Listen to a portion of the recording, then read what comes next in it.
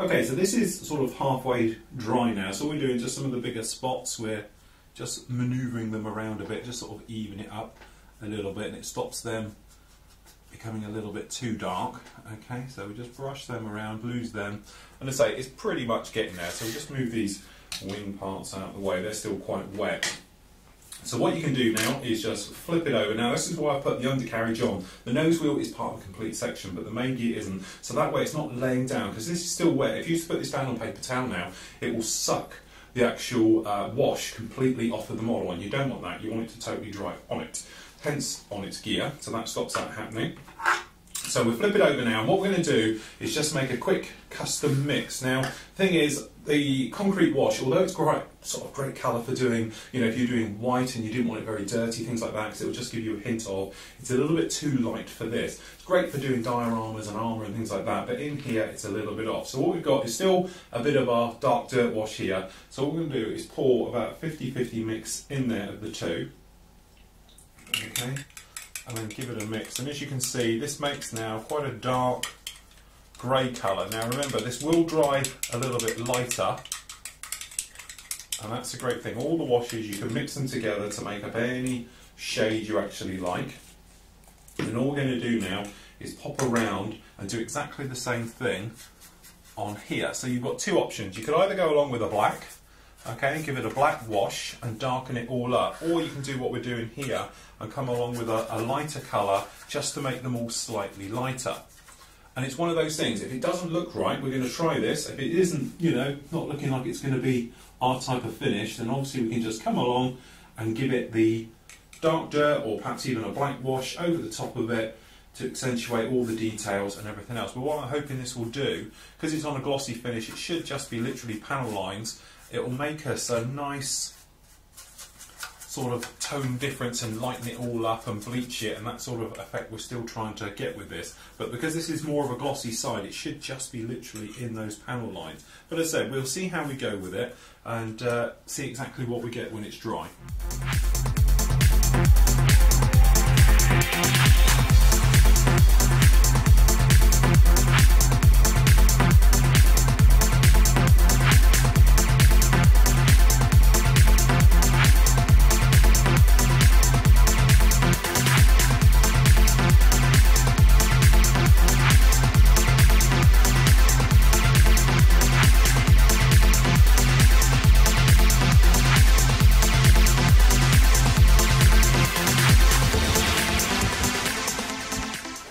Okay, I'm looking at this drying and I'm thinking it's not quite what I'm after. It's going to be a little bit too light. I think they're a little bit too strong. So by the time we wipe all this away, it's not going to quite be exactly what we're after. So what I think I'm going to do is just pour a little bit of wash in the cap here. And I'm just going to go around and use a bit in here just to go over the top and make a slightly darker shade of grey, shall we say.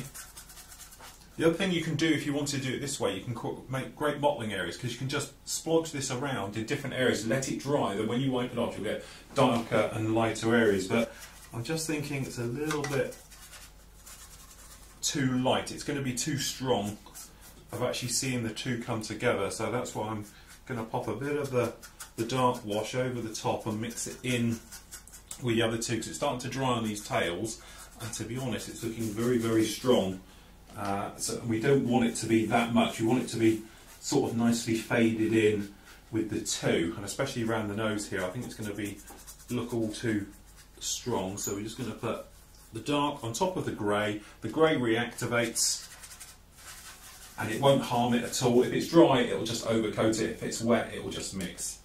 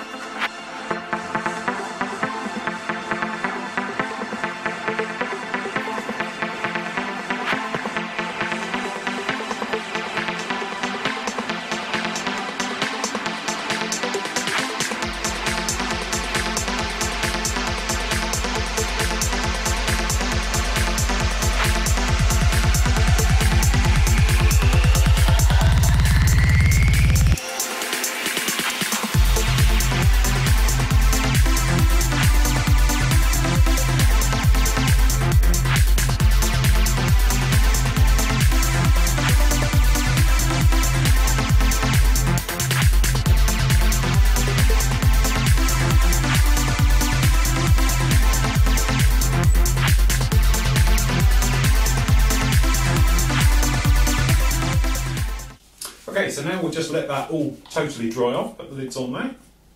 Okay, as I say, 20 minutes, we're probably going to leave it an hour, make sure it's all totally dry, everything else, come back and then we can get the wash off. Okay, so the wash is now completely dried.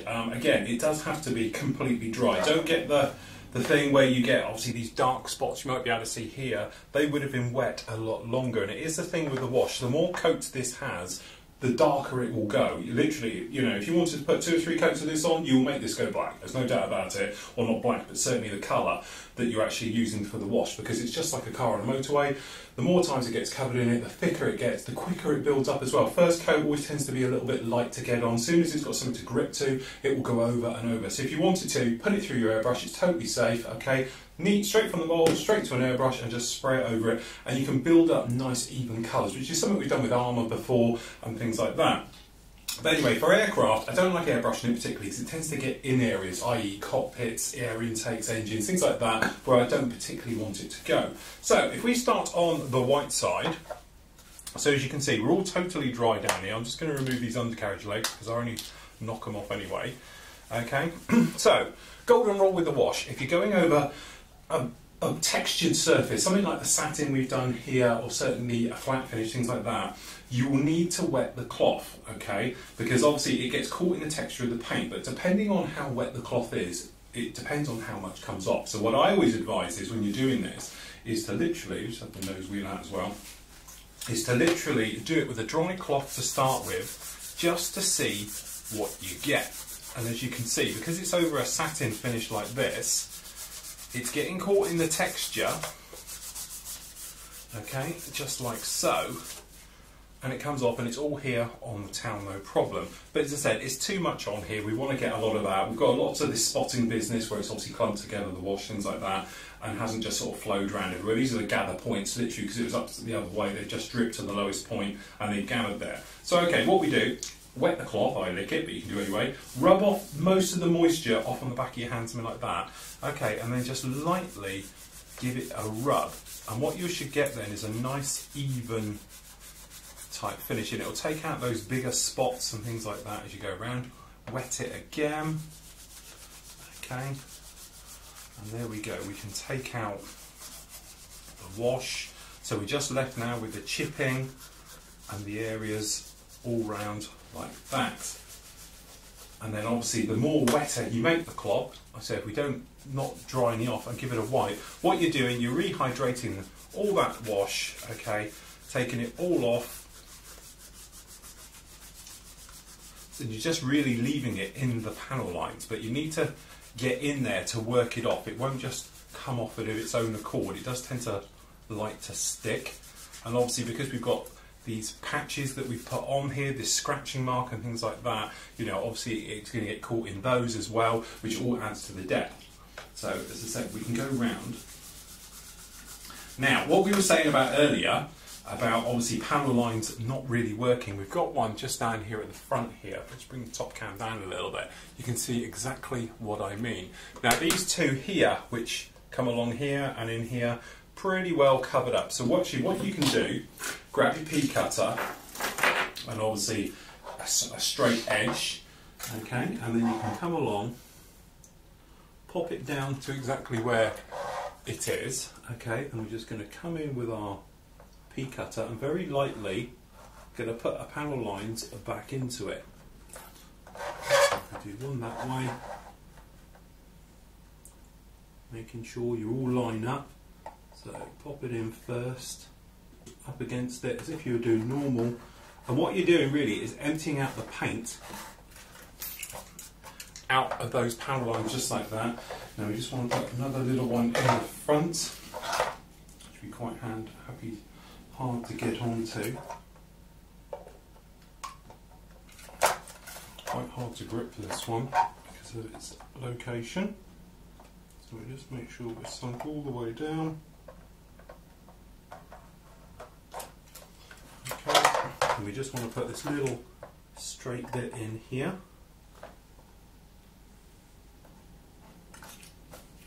Okay, happy with those, and then all we do, okay, and we're just going to pop it in those panel lines again, in that entire area, okay, and we'll leave it. and we'll put the lid on this time. Okay, and we'll just come back to that in a moment when it's totally dry, and I'll show you the difference on there. Obviously you can take your cotton buds now, wet them, and then you get them into areas like perhaps down the back here where it's a little bit tight to get into.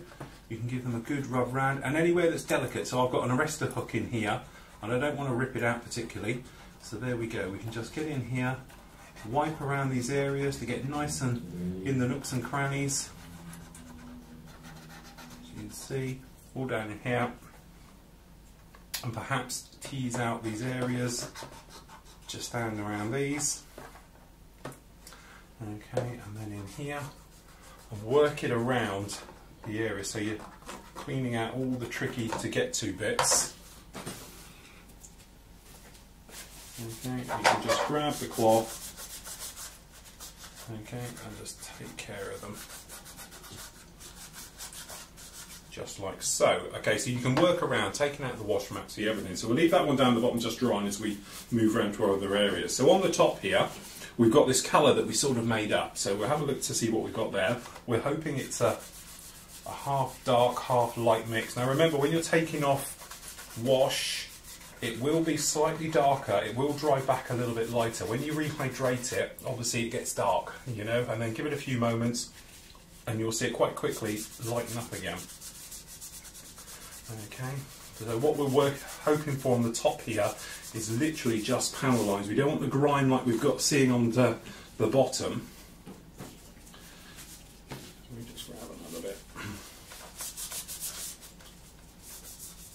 And just wetting quite generously, because as I said, we just want panel lines on this one. We can go around everywhere, working it all through. Okay. Just a light rub over this area where we've been doing this mark area up here, so we've got a nice mixture of weathering and normal. Just polishing around, making sure you get it out of everywhere. Circular motions, because that will just help it go into panel lines you've missed. Okay. And just generally working your way right the way around the model. Just bring that top cam out a little bit. And you can just go around and take it out, and hopefully, as we'll see in a minute, we'll get a nice mixture of that mottling effect we did, and going round, and the chipping and all those different areas all really come as one.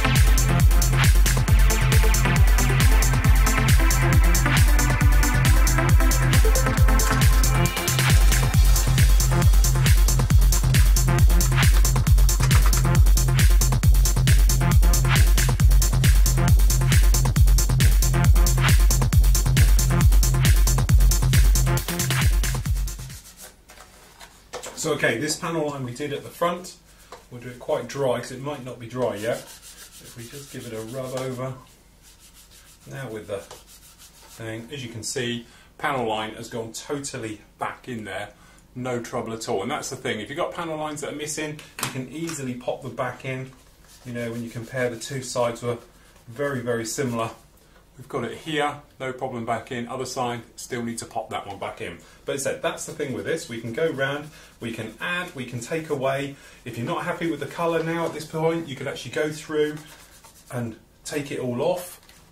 And basically by working your way through the entire sort of weathering system and things like that, you can come along with all different areas and techniques of doing it. But you probably see on there, we've got some nice Panel lining, no problem underneath, looking really, really nice. We've got some nice things going on where it says obviously with the Royal Navies and things like that, and the fists, they're all nicely lined up. So we're going to do the same again, just on the wings. I've already done this one, but say taking the wash off the wings, off the tailplane, off the gear, off the tanks, everything else like that, and we can see what we got. Okay, so there we go. We pop this back in now. We can get that installed back in. So, all done, all sorted, really simple. Like I say, it's completely idiot-proof. That's probably why I made it. But at the end of the day, it gives great results. So what we can now do is, you know, are you happy with it? If you're happy with the colour, have a look, no problem. If you think it's too dark, you know, underside here with the white, you might want to lighten it. You can go over it over the top with something like the concrete or a dark version, perhaps like we made before, okay, and then just start again with it and go. If you're not happy with it at all, just wash it off with a soft brush, warm water, and just start again. It is simple as that. Personally, I am very happy with it. It's come out really, really nicely because it's sort of accentuating everything we wanted. This top bit, because it's a glossy, as you can see on cam up here, it's very glossy. You can't really see what's going on there. It needs to be flattened down. If we flatten it down a lot, you know, then it will jump out more to you to life. Remember, when you flatten it down and put anything over the top, it will darken up again and it will be slightly darker. So if you're thinking it's dark now, it really will be when you go over with the next coat. Things that have come out very, very well is things like these fuel tanks with this chipping that we've done here on the front, things like that. They look absolutely great. So by the time we get them on the pylons, to be honest, I've got the pylons just out of shot. They've been weathered up as well and wiped off. They're looking good, so we can start to really bring it together. So now what you want to think about is how you're going to cover this one up. Now for me, I personally have a favourite, which is to use extra acrylics flat varnish. Now I find this stuff to be twofold. If you thin it 50-50, as you would normally think to get it through an airbrush, you get quite a nice satin finish. And it's the type of finish this type of aircraft had during its life. They were more sort of satiny, you know, than they were flat, okay? So that's what we're going to do with this one. If you wanted it to be a nice flat finish, quite dead flat, then just spray it neat. Yes, you do need to up your air pressure by quite a lot. So, you know, you are going to need 30 psi to push this through. Probably no smaller than a 0.2 needle as well, otherwise it's really going to struggle with it. But certainly at high pressure, we've done it in the past many times, you can spray this stuff neat to give a totally dead flat look. But as I said, we want more of a sort of glossy type of look to it. So we'll pop it over to the spray bay now and just give it basically a flat coat, which we know is more like satin with this, okay? Let it totally dry. You don't want to be handling it because, as I say, you get that type of eggshell effect where you touch it and then next thing you know you left big fingerprints in it and things like that. Let it totally go off and go hard, and then what we can actually do then is pop around then with a little bit of more weathering with it. Little few techniques I'll show you because it's got a bit more texture to the paintwork then and it'll grip, so we can do little things with pastels and pigments, things like that, and certainly using some of the washes to do some streaking effects which work quite well to really liven it up, and then we're in a stage to put it all together. Okay, so push through a little bit on this one. So as you can see now, we've got a very nice flat finish. It's not dead flat. It's what we wanted. It's sort of more like a satin or a semi-gloss type of finish to it, because when you look at these types of jets in this era, that's what they were. So I'm just trying to recreate that. And as you can see now, the wash is on and overcoated. It does give a very nice weathering effect. We've got this scuffing down here, which we wanted, things like that, and a little bit of chipping, more obviously on the bottom that's on the top, okay, and all the other areas go with it. And it all sort of blends in now, and that's what we're trying to do. It's these final stages where you're just trying to really blend them in. Now, a few things we've been up to. First of all, we've been up to spraying the actual parts. Now, if we start with the first one, you've got this crew canopy area down here that goes next to the pilot. Now, this is the radar guy that sits in this one. Now, his is quite funny because it's not clear glass, so the only window he's got is on the side. His other one is this. Now, what I've actually done here, I've sprayed flat black on the inside of it. So, when you take it off, you get this gorgeous, glossy looking piece of work, which is just like this. You probably see it here. Now this then will go onto the inside of the window area. So there's a couple of options of how you can put this in. If you wanted to, you could just literally pop it in like this and probably get away with a normal capillary action glue just going around it. It's not going to fog any clear parts because technically you've taken care of them, but it has got this very nice look, and I don't really want to wreck that too much. So what I'm going to do is actually use a little bit of Microsoft Clear, and we're just going to tap it in a few little areas. So we're not going to go around and try and smother it all. We're just going to try and pop it in so it sits in. Now these do have a front and a rear, so make sure you get it the correct way round. and you get it sitting in nicely as well, because if it's too high or too low, it looks a little bit odd. So what I'm going to do is just pop it like that, crystal clear, onto a cotton bud, and all I'm going to do is just going to put in a tiny little bit down in here and a little bit at the back, okay, and just on these areas around here, because this will dry crystal clear, funnily enough. And then what we can do, if we just grab a cotton bud, wet it, because it will aid the spreading of it, okay. Okay, and we can go right the way around. Now the thing is, you might be thinking you're making a bit of a mess of this, but don't forget we can repaint the inside, because it is not going to affect anything on the outside. So if we want to just make a bit of a mess here, as quite frankly we're doing, okay, we'll just use a paper towel now just to get the most off. And we can make a bit of a hash of it, but if you wanted to, you could weather it up from the inside, but from the top, absolutely fantastic. So we'll leave that to one side just to dry off. Now, next things we've been up to is obviously the main part of the canopy. Now you might have seen it, it has a, it's like a beigey greeny line running all around it. That technically, all that is the glue that holds the glass, okay, to the rest of the frame and things like that. Although it's actually screwed, there is a putty type stuff that's applied, obviously makes the seal to it. So to recreate that, what I've done is I've masked up the outside all the way around the edge. I just did the inside because I was worried about overspray getting in. So if we just take this one off. Okay, what we've got here, can we just bring this top camera down a little? Okay, what we've actually got here is the canopy masked up to the outside area. So if we just lift it off, what I've done is I've put a line in myself, and I've sort of second guessed where it all goes to put in this layer of putty, for want of a better word, all the way around it, just like this. Now, normally, as I do with the other ones I'll show you in a moment, we do black on the inside, then we do yellow on the outside, so you don't get that opaque look, but we want both on this, so that's hence whilst we've done it like this. Then the idea is, this comes along to our pre-painted part, and we'll sit in there just like that, so it has our putty look to it and everything else, so when it's on there. So what we'll do is glue that in place. Same thing again, I'll do it in a tiny bit of micro crystal clear, pop that on there and that will glue that in. The other one we've done is the actual canopy. Now, same thing again, did the inside just in case we got overspray. Now this one, from the inside, first of all, totally masked up, as you can see. Okay, and then actually what we've done is we've gone along, pre-sprayed it black first, then we've done our top colour, which is just the blue that we used on the other, and then that way that will come along and we'll just literally poke in here. We've got to do a few little jobs in the cockpit, but now we'll just sit in there quite nice, so we should be able to unmask this thinking about it. So we'll just be very careful because it's a little bit soft, because I didn't do it that long ago. But if we just whip open the painting, it's pretty straightforward to be able to mask this because it's got lovely raised edges. Get that out of the way. Okay, and just the last one to come off.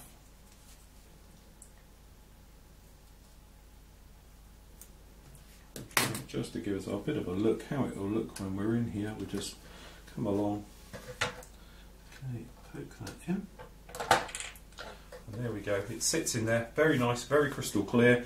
This other one, we just push our luck and try and just test fit all this for the moment, make sure it all goes in. It comes in here, something like this, okay, and this one then sits on here like that, and it has our canopy looking just like that. By the time we got the seat in there and filled it out, but it's nice because it's all totally crystal clear. Again, we'll get those stuck in. Now we've got to do a couple of points in here. We've got to do the little heads-up display. There's a small box, small piece of clear, okay, and that makes for the heads-up display for the instruments on there. So we'll get that done at the same time. The other thing we've been doing, you might be able to see under here, we've got these two holes opened up. We've got to open up the other ones. Now I had to do a little bit of feeling around to find them first. So we actually used, he says, looking for it, here it is, a pin, a needle, and I looked for those original holes we put in. You might remember back when we were a long way back in the build, but we put these two little holes in there because we weren't sure which ones we're going to have, which ones we're not. So I know where they were, so we just literally come along, felt them for the pin. If you didn't get anywhere, you know you weren't there, and all of a sudden you touch it where it was because we'd pre-done them a little bit, it just fell straight through. So that's in there now, so then all you do, come along with your craft knife, and basically just join up, and you should find it will push through extremely easily because of obviously you've got a shallower area. And there we go, that one goes in just like that. So we're ready now, we can install the pylons. Remember the pylons, they're on a slight angle, so make sure you get left and rights. So we're going to get those installed onto this. We're going to put the gear bits in as well, which are dead easy. They are pre-painted on the sprues already. Where are we? Are these all the ones down here? Okay, we can get all of these affixed onto the gear, get the gear all sorted out, then we can get the gear doors on, all of those areas like that, and the glass work in. Then we can come back to working a little bit on the seats, and then we can do the final stages of getting the wing fold in and all those areas, and then we can come along with some little pastel weathering and things like that, just to really sort of grime it up and really bring it to life.